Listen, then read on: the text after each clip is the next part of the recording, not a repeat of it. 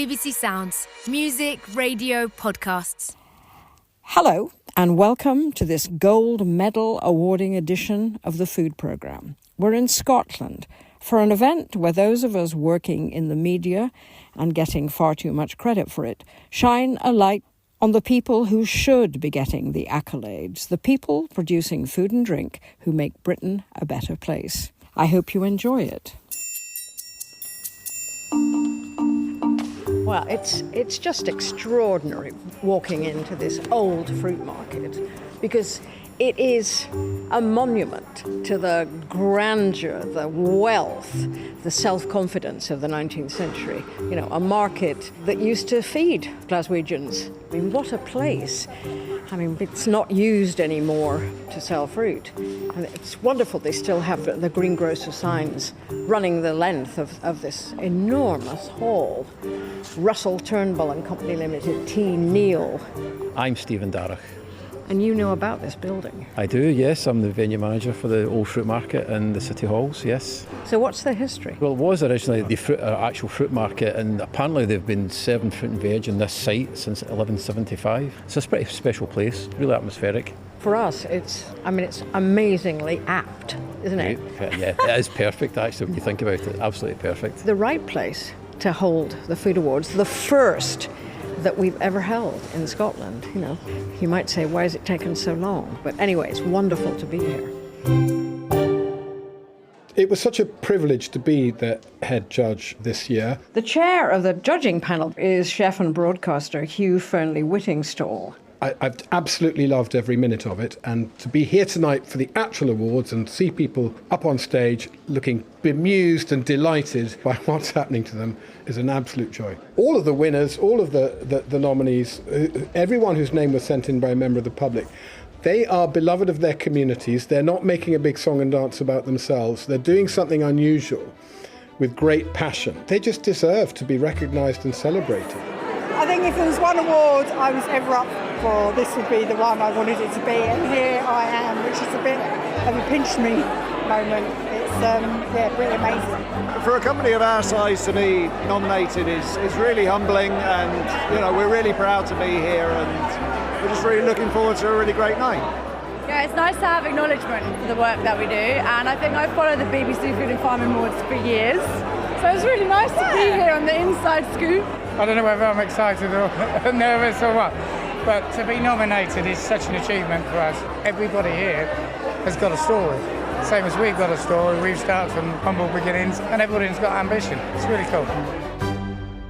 Good evening, ladies and gentlemen, cooks, farmers and food lovers. My name is Arlene Stewart and I am delighted to welcome you all to Glasgow and to the BBC Food and Farming Awards 2024.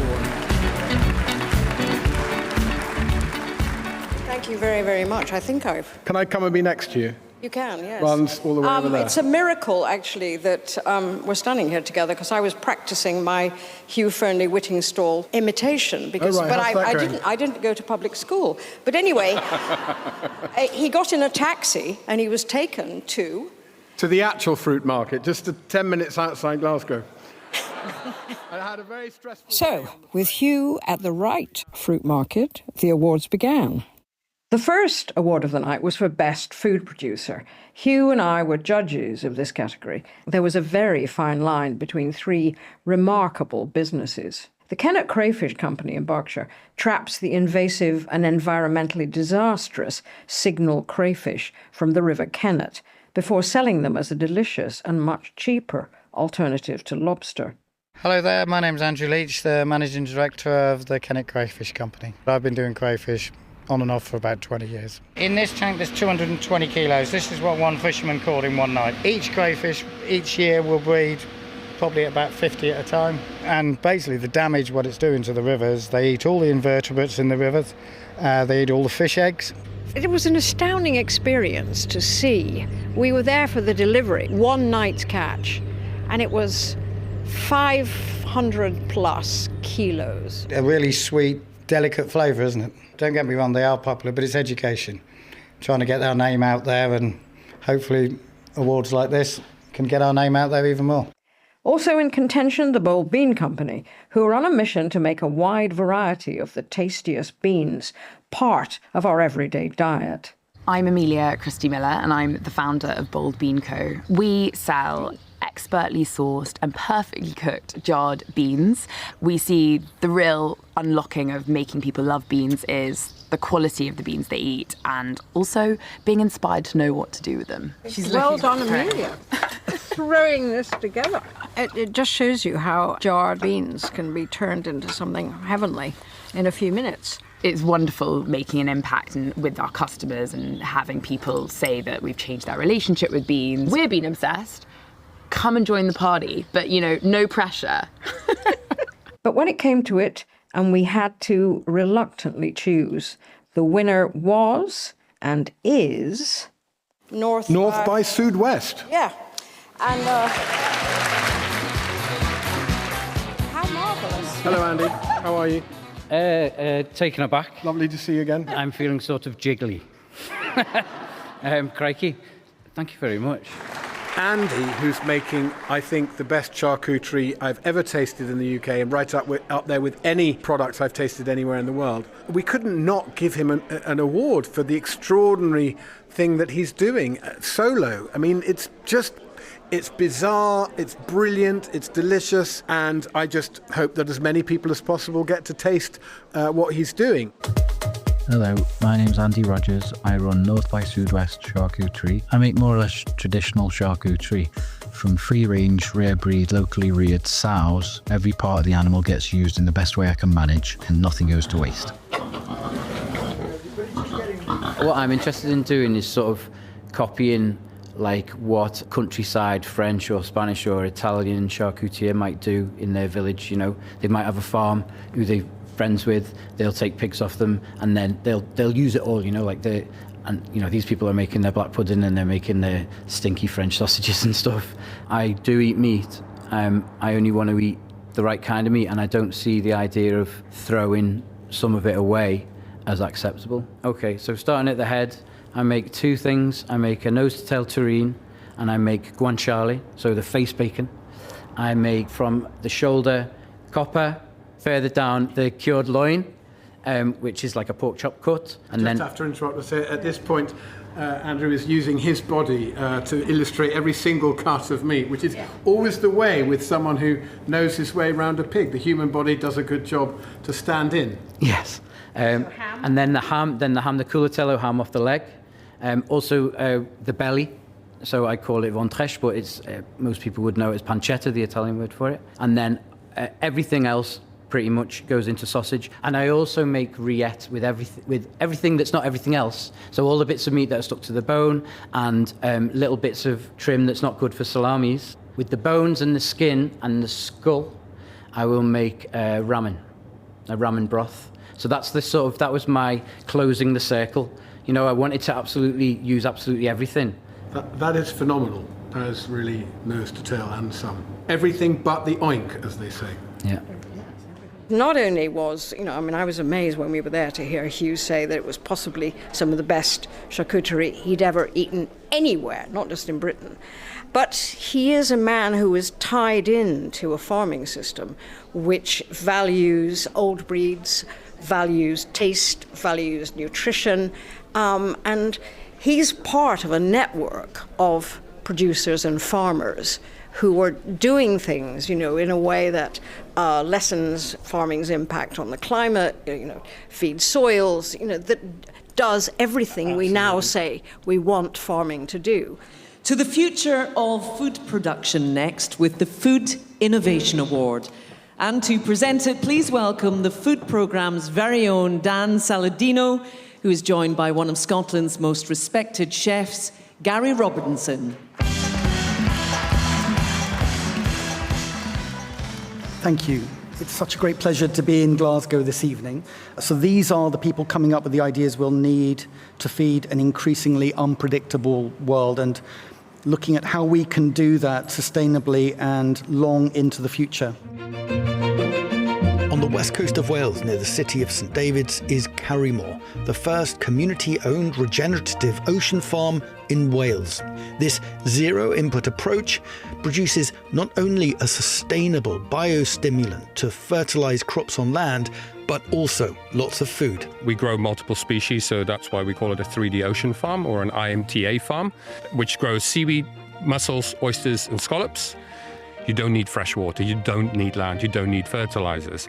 You just need sunshine and the nutrients in the water, and it takes care of itself. Now in its 8th year, Groundswell, a festival held in Hertfordshire, attracts thousands of people working in agriculture, all wanting to better understand the science of soil and find ideas on making the future of farming truly regenerative. From small beginnings, this annual event is influencing and inspiring future farmers. A lot of people come to, it's going to be a little show, bunch of hippies, maybe odd farmers, and then they see that it is actually 8,000 people, some of whom are massively influential in the industry. This is where change is happening.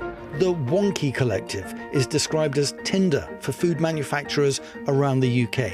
Instead of a company wasting tons of ingredients surplus to their requirements, Wonky is building AI systems to match it with another business that can use them.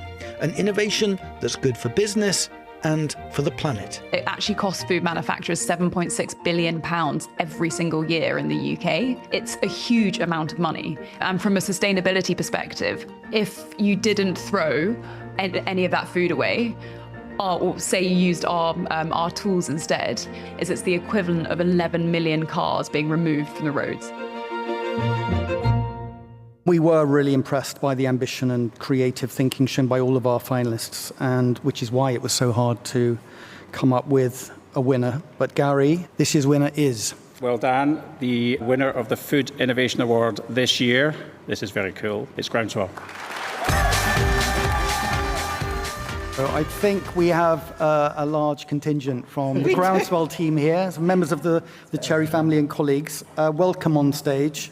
And for those who haven't visited Groundswell, I'm fortunate that I've been a few times, and they hear the word festival, which I've just used. They might be thinking it's just about farmers getting together and having fun, but you are very serious about Groundswell helping to change the future of farming.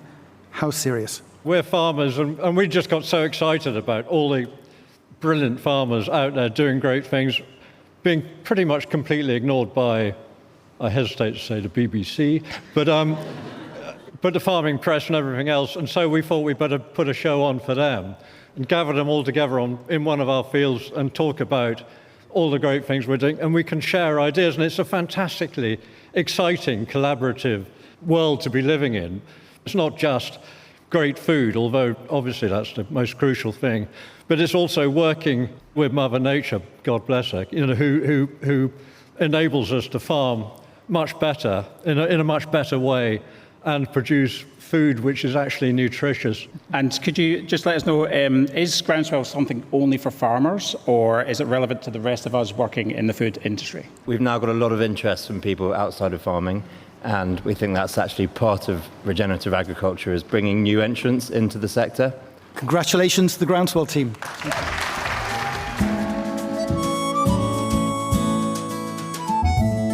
I'm Rachel Stewart, and I'm one of the presenters of BBC Radio Scotland's Out of Doors programme, and the category I'm involved with is the BBC Scotland Local Food Hero Award.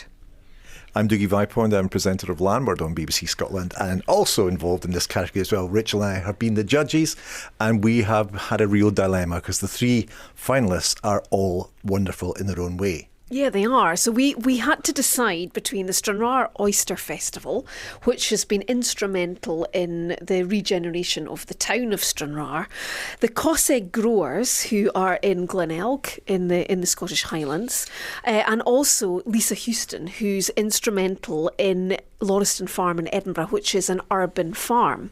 And they've all got so much to say about them. I mean, they are all fantastic, aren't they? They really are. And Lisa Houston in particular, the Lauriston Farm project, they do an amazing job. That area of Edinburgh has the highest area of deprivation just to the left. and one of the streets in Scotland that has the most expensive houses. So they have a real kind of difference in people that they're dealing with, and they have a lovely scheme. You can spend a little bit extra if you can afford it, which means the people who can't afford it spend a little less on their vegetables. They do a great job. The Stranraer Oyster Festival also do an incredible job there. They have regenerated that whole area. They lost their ferry to Ireland about 10 years ago, and economically the bottom fell out of the town. The festival, the Stranraer Oyster Festival, does a great job to make them feel proud of themselves again. They've been fishing for oysters in Loch Ryan, just next to Stranraer, since the early 1700s. They're wonderful. But we have a winner. Yeah, we have decided that the winners are the Cossaig growers in Glenelg, because they were just such an inspirational couple, really. They managed to take a piece of land where I think most people would assume you couldn't grow anything, and they have transformed it, and they now grow the most fantastic fruit and vegetables, and they make that available to everyone in their community. Kate Wateska and Jake Butcher, also known as the Cossaig growers. And their market garden is truly packed with everything a cook could dream of. We're trying to grow everything outside in the Highlands. There's also kale, carrots, tatties, turnips and onions, all thriving here. We haven't turned over any of the soil here. So these beds we made by first putting lime just to raise the pH, and then we put on mostly seaweed and manure. So we get manure from local crofters and the seaweed just from the shore, just pile it on in the winter. It turns from a sort of seaweedy mess to very sort of light crumbly soil. As you can see, it's been raining for about a month and it's still pretty dry. Yeah, it really is. It's amazing. It seems a simple story. They've grown stuff on the land, but actually the impact that has on their community is huge as well, because to get fresh fruit and vegetables is a 3-hour round trip for most people on that peninsula. So they have, they've got integrated the community. They've made some mistakes along the way. They've asked local farmers and local growers and local gardeners how to do this, and the whole community has responded really well. They produce food for the Glenelg Inn, also for the local shop, and they have their little van. And it's a very beautiful, simple story, and they do it wonderfully well. I think it just means that we can go back to Glenelg and be like, yeah, this is so cool. Yeah. We're just proud because it really isn't just our award, it is the community's award, because everyone's taught us what to do and how to live there, I learned all my practical skills living there. I'm just a little Manchester girl, so yeah, it's amazing. Yeah, it's kind of proof that small groups of people can achieve amazing things and be real sort of models of success in a world where there's a lot of troubles. We really wanted to grow veg in Glenelg after learning from people that already were doing that there, and we couldn't find anywhere to do it, and we found the place we eventually found was just kind of Rashes and north facing. We didn't have access to electricity, we couldn't get a tractor on there, but we wouldn't have anyway, but we did it all. We kind of cleared the land with a scythe, and the locals told us how to do that so that the bracken wouldn't come back and the rashes wouldn't come back. Improved the soil. We didn't dig into it with a tractor, we kind of added to it. So the barrows with the local manure. And I think turning problems into solutions is what farmers, I think, are generally good at. But I'd say, small isolated highland communities are maybe particularly good at it. Congratulations to the Cossaig growers who transformed an unloved piece of scrubland into a remarkable smallholding. While we're on a roll with farming, our next category is the Farming for the Future Award, organised in collaboration with two great Radio 4 institutions, Farming Today and The Archers. The judges were Lucy Speed, who plays Stella in The Archers, and Charlotte Smith from Farming Today. Well, the first visit we did was up to Yorkshire to see John Allen. He has a closed-loop system where he has trout, and then the water from the trout are used to grow vegetables, herbs and salads, and then the water goes back into the trout, which was fascinating. Right, we also went to see Tom Martin, who is better known to us and various children across the country and the world as Farmer Tom, and he does, amongst loads of other brilliant things on his farm, he has set up this Farmer Time innovation, basically, where he uses technology to link up farmers with children in the classroom and their teacher, and the farmers are tasked with linking in a lesson on the farm with the national curriculum. And I think that whole idea is just genius. And it's really, really inspired me. And I will be talking forever to people about it. Forever. And then we went to see Andy Howard in Kent. He is a regenerative farmer, but that's just the beginning. He is doing research projects into intercropping, into cover crops. He's working with Reading University on a trial of compost. He's working with Manchester Met University on a trial of robotics. He's working with Hodmedod's on growing things like lentils and also chickpeas, although he said never again to them. Yeah. What's really interesting about him is the way he works. He is incredibly collaborative, and he's one of those people who thinks, I wonder if I did that, what would the effect be? But it's not enough for him just to do it and watch what happens in his field. He wants to then get the data. He wants to prove it, and he wants to be able to share that with other farmers. And so what he does is he gets involved with all these other trials, and that's why he's our winner, because the future of farming is collaborative. The future of farming will rely on data and will rely on people like him. Well, he's doing all the experiments now that when it's really needed, he'll have some data and he'll have some important information to impart. And he really is farming for the future. And so that couldn't be ignored, really. Congratulations. You like to try things out on the farm. That is the biggest understatement I've ever made. There is a trial on every little corner of this farm. What makes you so curious? I think half of it because I didn't really want to be a farmer when I grew up. So I came back with a completely open mind and thought, well, no, I don't want to do it like that, I want to do it like that. My inspiration's everyone else. I mean, I just steal ideas from other people and then adapt it to my farm, normally. What will winning this award mean for you? You know, my dad's put up with a lot, putting up with all my ideas, and he doesn't know what's going on in that field. He's like, what are you doing over there? So, well, I'm not sure yet, I'll tell you at harvest time. And also, actually, just my little 10-year-old, before he left yesterday, said, sorry.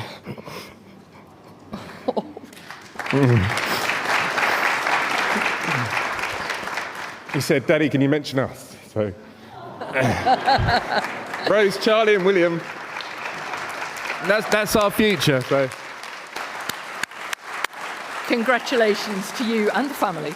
Charlotte Smith was also on hand to present the Young Countryside Champion Award on behalf of Countryfile with fellow presenter Adam Henson. The nominees included Amy Chappell from Redwoods Farm in Devon, Christina Paulson from Farm Stop in Aberdeenshire, and Ramandeep Nijar, who is a zoology student at the University of Reading. But the winner? Well, that can't be revealed until Countryfile is broadcast this Sunday at 5:20 p.m. on BBC One. Our next category is Digital Creator, and we're delighted to be joined by our judge for this category, award-winning author and digital creator Max Lamanna, and chef, writer and broadcaster Romy Gill. Glasgow! When you're in Glasgow, right? The role of content creator has changed so much over the last few years, and they're now key in shaping the conversation of food. Our finalists this year have shown me more about what is possible to reach, engage, and excite new audiences. This year, the winner of our digital creator category is Melissa Thompson. Hello, congratulations. Thank you. Thank you very much. Melissa, you're a fabulous cook, creator, online presence. What makes your content special from all the rest? Oh man, I don't know. I mean, I was shortlisted with a couple of giants, right? First of all, big up to Ellie and Jamie, who are amazing people, doing amazing things, right? Ellie's Roll Over Leftovers, like incredible series and just kind of everyday tips. And Jamie has a video about sweet corn. Right, about the fertilisation of sweet corn, which has blown my mind, and I have shared it with many people, most of whom find it really fascinating as me. Other people are like, why are you talking to me about sweet corn? So back to, okay, so I guess, so I started off in traditional media, right? I was a newspaper journalist initially, and then I started the supper club, and then I married the two, so I went like writing about food. And then at first I just started a social media page to like promote my own stuff, but then I was always celebrating other people's food because I think food is so exciting and it brings people together, and I think you can get people around a table, and then you can kind of like, you know, it's like getting the serious stuff through the back door, so people are like tucking in, and then you can hit them with the hard stuff, like the difficult conversations, and so it's quite an interesting tool. I mean, we're all very multifaceted, aren't we? And I'd like to think that maybe my content is quite multifaceted also. Right, just because we all need some tips. Okay. What do you think are the trends for next year? Oh my gosh. So the trends for next year, right? I mean, like, dehydration is never going to go out of fashion, right? I'm always thinking, what can I dehydrate next? Seaweed. Your charcuterie as well, please, right? I think, like, for me, I think the most exciting thing is what's going to come next. I don't know, because the most exciting thing about food is that we don't know what's coming next. And you almost think we're at a point of saturation, and then something else comes across. There's new innovation, there's new ingredients. I mean, you know, even talking about like the food from like, I don't know, like the African continent, we know so little in this country about it. Like, we've kind of explored West Africa in the last couple of years. Like East Africa, Central Africa, South Africa has barely been sort of penetrated. So I think in terms of learning about those cuisines, so there's so much. Congratulations. Thank you so much. Thank you, everyone. I'm really stoked. I'm quite surprised. I'm really surprised. I lost my phone on the way here in the taxi, so I'm a digital content creator without one of the tools of my trade, and I just feel quite, I don't know, because when I first got nominated, shortlisted, my first thought was like, I feel like I'm 15 years too old for my category, right? Because it's digital creator. I think often we think about kind of like young'uns coming up, and because I started off in traditional media, I remember when that was turning towards online, and we would kind of like, you'd see all the young guys coming in to start off, like the digital desks and everything, and we'd like look at them and be like, who, like, you know, like, you upstarts, who do you think you are? And then I guess I feel kind of almost like validated, because I embraced that new technology and I enjoy it. And then to get like a BBC Food and Farming Award is just like a real nice kind of validation. It's like a little cherry on top. The best street food takeaway or small eatery prize was judged by another of my presenting colleagues on the food programme, Leila Kazim, who teamed up with the journalist and food critic Jimmy Famuera to pick a winner. Jimmy, I feel like in your working life and personal life, you eat out quite a lot. I do. Yes. I do. So tell me, like, why are these kinds of businesses in the industry so especially important?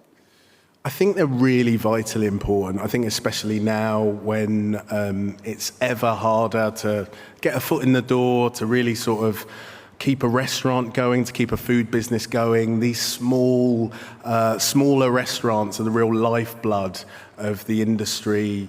Pub residencies, street food, these little places at the fringes really have such diversity, dynamism. I think as a restaurant critic, people assume that the best food is chef's tables and big operations and, you know, billowing tablecloths, but actually it's these little places that are often run by people with real soul and passion that they're pouring into the food. So yeah, I think it's really important, and we've got some great people on the shortlist. We have, and the 3 finalists took me all the way south. I was in Kent and London, and all the way up to the Isle of Mull, which did almost take me 2 days to get to from London, but it was totally worth it.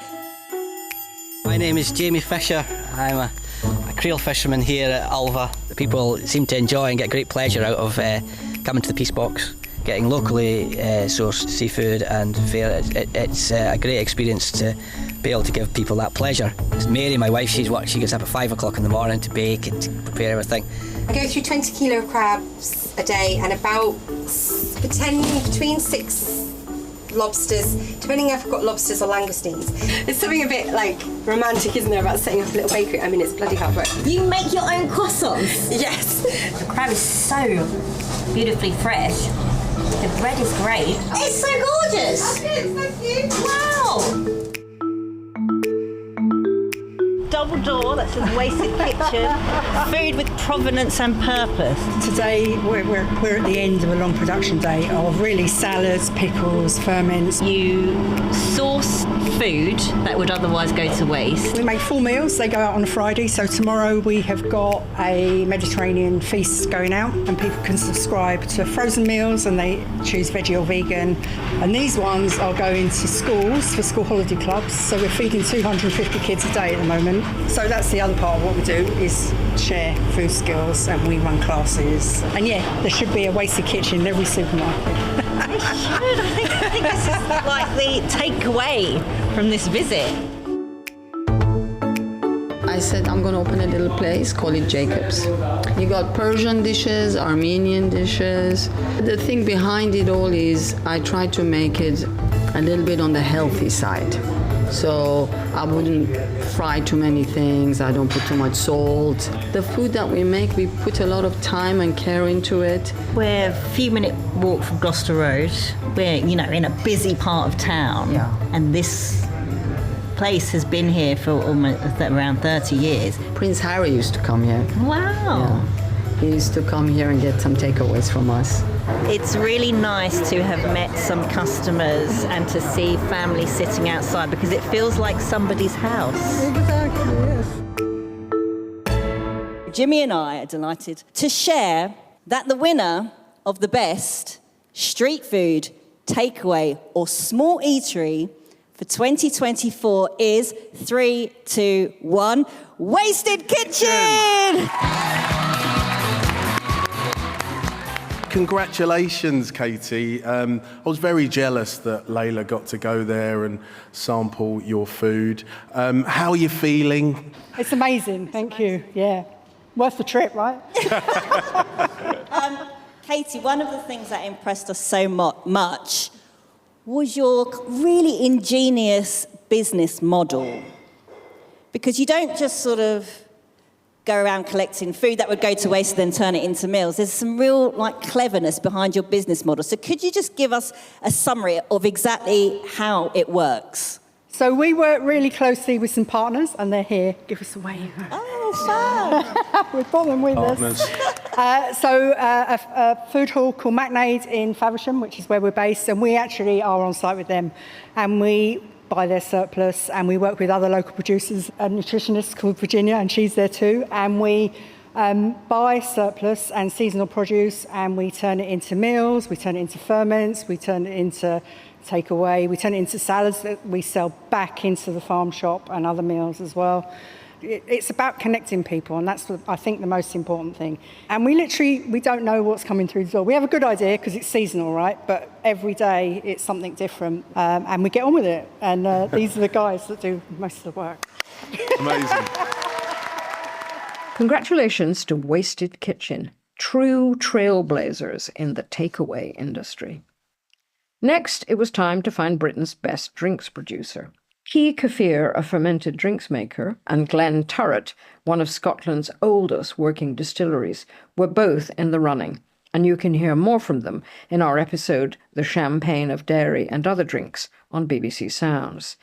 But the award went to Bull House, a brewery in Belfast that started life in a farm shed. It was founded by their head brewer, Will Main. Yeah, overwhelmed, to be honest. We were just delighted to be nominated and surprised and honoured to be nominated as well. Well, I think we're always trying to put Northern Ireland on the map in terms of the UK brewing industry. So, the licensing system is very challenging in Northern Ireland. And we're way behind the curve in terms of market share, access to market. There's only 23 breweries in Northern Ireland, so it's a cottage industry. Everybody is really supportive of all the other local breweries. So I'd like to sort of think this is an award for the entire brewing industry in Northern Ireland. Our partners for this award were BBC One's Saturday Kitchen. Their drinks expert, Ollie Smith, was bowled over by the beer from Bull House. But first, here's judge and food programme presenter, Jaga Wise. They are doing what good beer makers do best. They are creating brilliance out of just ordinary equipment. They are really reaching the heights we all aspire to as brewers. So this is 4% easy drinking pale ale, dry hopped with Citra. Oh, so that's super luscious. Very crisp. So a big cheers to them. They should be celebrated just for what they're doing. Well, I thought the beer just spoke volumes about character. I thought the texture of it was unbelievable. Like, talk about pillowy. I mean, it was duvet-y. It was just so fluffy and delightful. And the flavour, just so engaging. You know, it's such almost like a sort of ray of light straight to the sort of heart of your being. It's that kind of immediacy. I remember Rick Stein once saying the first time he ever tasted Thai food, it reminded him of the first time he'd heard Led Zeppelin. I'd always kind of wondered about that. I know what he meant now. When I tasted that beer, I thought, this is fresh, this is beautiful, and there's something truly magical in it. Now that leads us to our penultimate award tonight, the Community Food Champion Award, which this year has been run in partnership with Morning Live on BBC One.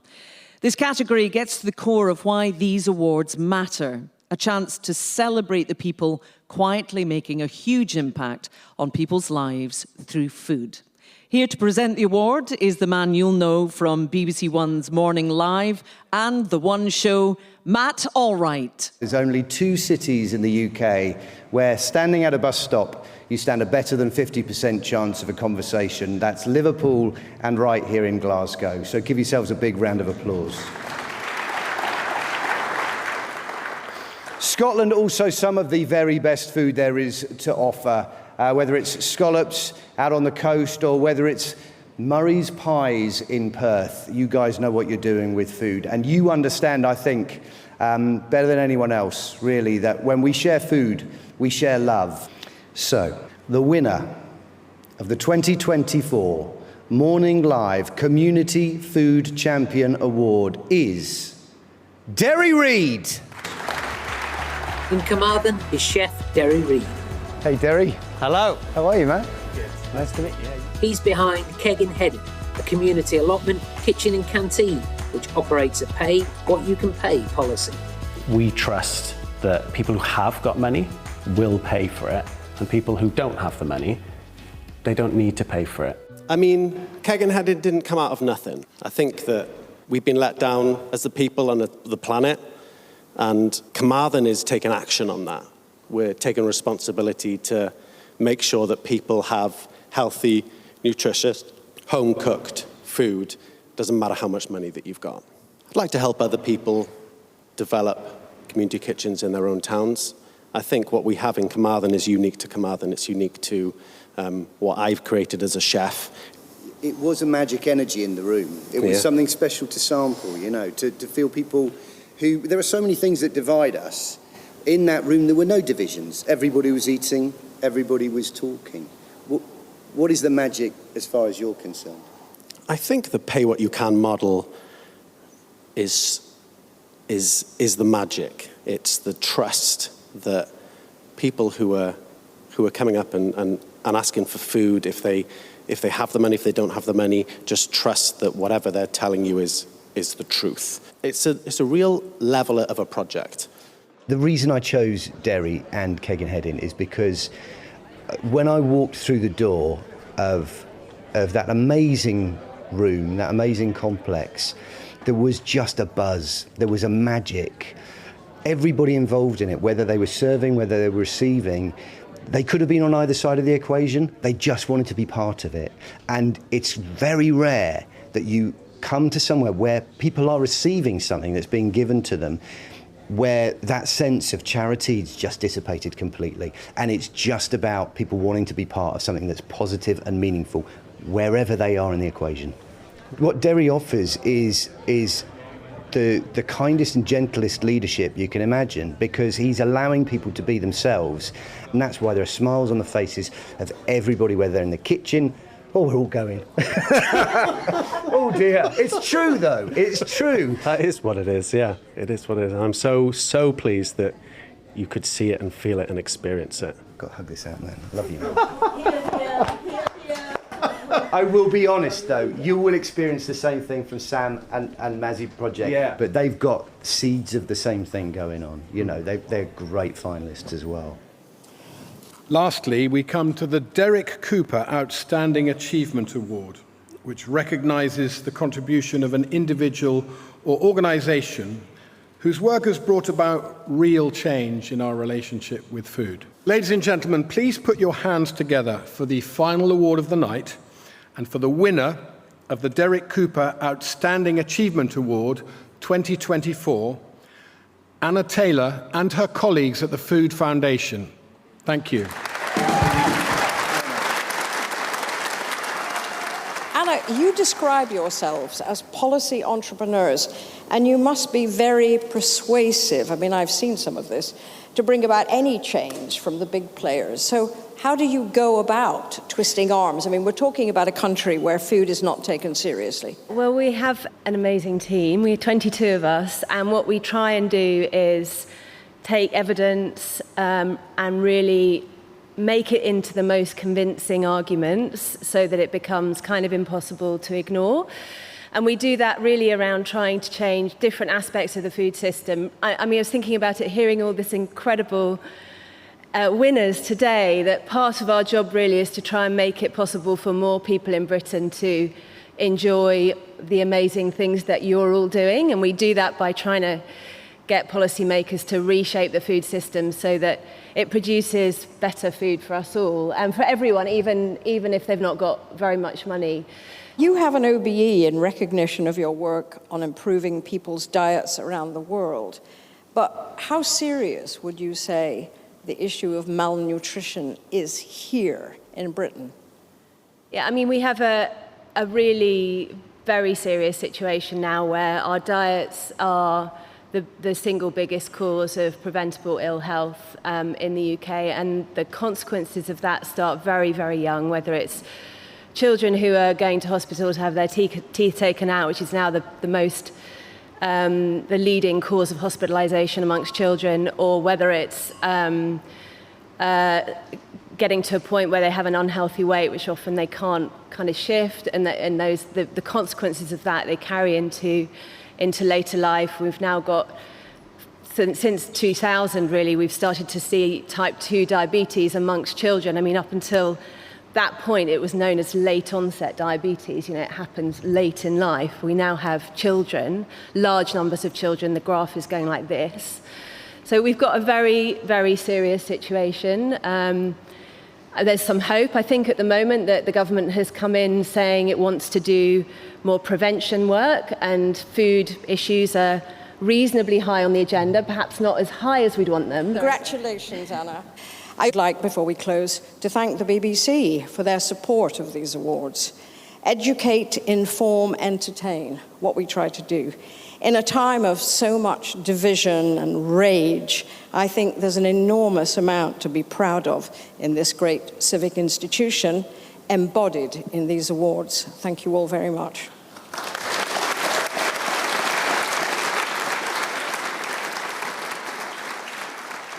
Thanks for listening. Producer Robin Markwell and I were more than thrilled to make this programme and bring these remarkable people to your attention. We both hope you enjoyed it.